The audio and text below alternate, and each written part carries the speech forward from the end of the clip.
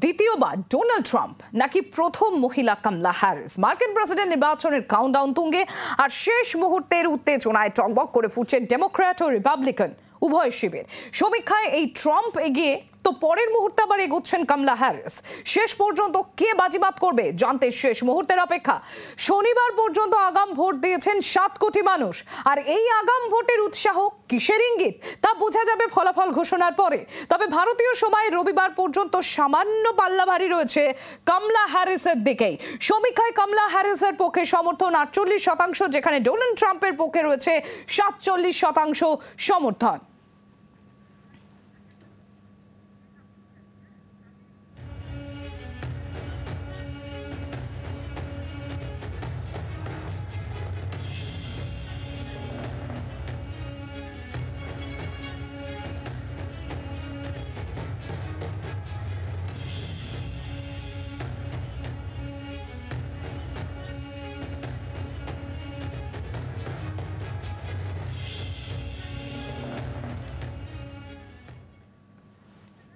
মার্কিন প্রেসিডেন্ট হওয়ার দৌড়ে যেরকম আপনাদের জানাচ্ছিলাম যে কে হতে চলেছে, দ্বিতীয়বার আসতে চলেছে ডোনাল্ড ট্রাম্প নাকি প্রথম মহিলা অর্থাৎ কামলা হ্যারিস হতে চলেছেন মার্কিন প্রেসিডেন্ট।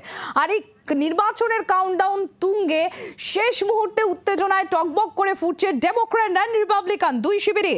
ট্রাম্প জিতলেই প্রথম ফৌজদারি অপরাধে অভিযুক্ত কোনো ব্যক্তি মার্কিন প্রেসিডেন্ট হবে। ডোনাল্ড ট্রাম্প যদি জেতেন তাহলে এই প্রথম ফৌজদারি অপরাধে অভিযুক্ত কোনো ব্যক্তি মার্কিন প্রেসিডেন্ট হবেন। গ্রোভার ক্লিভল্যান্ডের পর ট্রাম্প দ্বিতীয় মার্কিন প্রেসিডেন্ট হবেন যিনি মাঝখানে একবার হেরে দ্বিতীয়বার প্রেসিডেন্ট হবেন। অর্থাৎ ডোনাল্ড ট্রাম্প যদি মার্কিন প্রেসিডেন্ট হন তিনি দ্বিতীয় ব্যক্তি হবেন গ্রোভার ক্লিভল্যান্ডের পর যিনি মার্কিন প্রেসিডেন্ট হবেন, কিন্তু মাঝখানে একবার হেরে তারপর দ্বিতীয়বার হবেন। 235 বছরের মার্কিন গণতন্ত্রের ইতিহাসে কোনো মহিলা প্রেসিডেন্ট নেই। কামলা হ্যারিস জিতলে তিনি সেই রেকর্ড ভাঙবেন, অর্থাৎ 235 বছরের মার্কিন ইতিহাসের রেকর্ড ভাঙবেন কামলা হ্যারিস যদি তিনি প্রেসিডেন্ট হন। বর্তমান ভাইস প্রেসিডেন্ট কামলা হ্যারিস জিতলে ভারতীয় বংশোদ্ভূত মার্কিন প্রেসিডেন্ট হিসেবেও নজির গড়বেন কামলা হ্যারিস। ভারতীয় বংশোদ্ভূত হিসেবে মার্কিন প্রেসিডেন্ট হওয়ারও নজির গড়বেন কামলা হ্যারিস।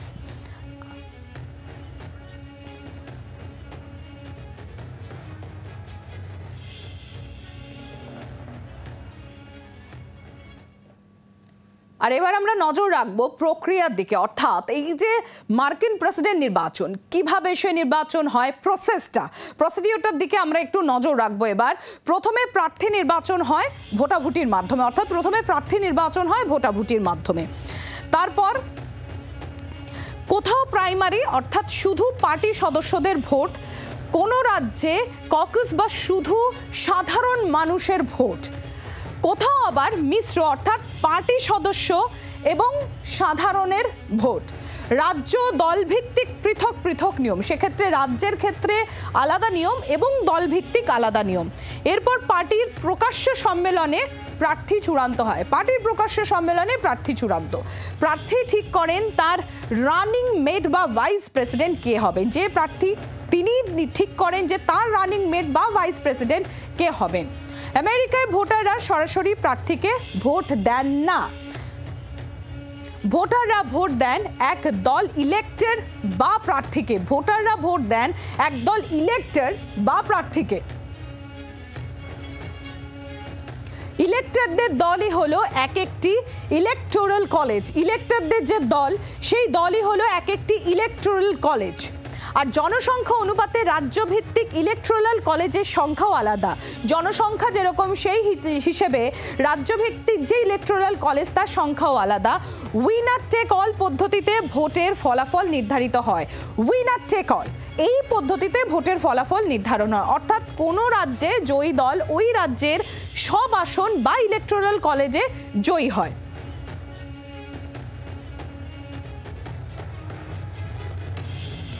আমেরিকায় মোট 50টি রাজ্য, সঙ্গে রয়েছে district of Colombia.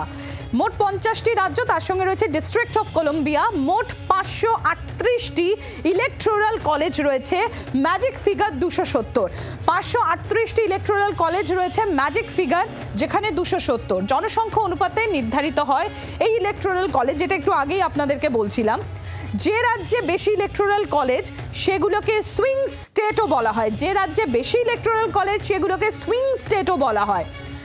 Arizona, Georgia, Michigan, Nevada, North Carolina এবং পেনসিলভানিয়া এবং উইসকনসিন, এই 7টা সুইং স্টেট রয়েছে, 7খানা সুইং স্টেট রয়েছে। অধিকাংশ ক্ষেত্রে এই সুইং স্টেটই প্রার্থীর ভাগ্য নির্ধারণ করে। বেশিরভাগ ক্ষেত্রে দেখা যায় সুইং স্টেটই প্রার্থীর ভাগ্য নির্ধারণ করে, কারণ সেখানে জনসংখ্যা বেশি হয়। আর এই পদ্ধতির দিকেই আমরা এবার নজর রেখেছি রবিবার পর্যন্ত, অর্থাৎ ভারতীয় সময় রবিবার পর্যন্ত যদি আমরা ভোটাভুটি, যে আগাম ভোটাভুটির সংখ্যা দেখি, তাতে ট্রেন্ড এখনো পর্যন্ত যেটা জানা যাচ্ছে, কমলা হ্যারিস 48% ভোটে এগিয়ে রয়েছেন এবং ডোনাল্ড ট্রাম্প ভোট পেয়েছেন 47%।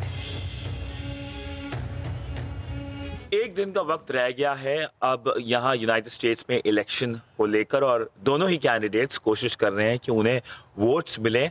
और स्विंग स्टेट्स पेंसिल्वेनिया और मिशिगन जैसी स्टेट्स में दोनों ने ही कोशिश करी है कि वहाँ पे वोटरों से बात करें और वोट्स उनको ज़्यादा मिलें। और पेंसिल्वेनिया जहाँ पे 19 इलेक्टोरल वोट्स हैं, वहाँ से उनको वोट्स मिले।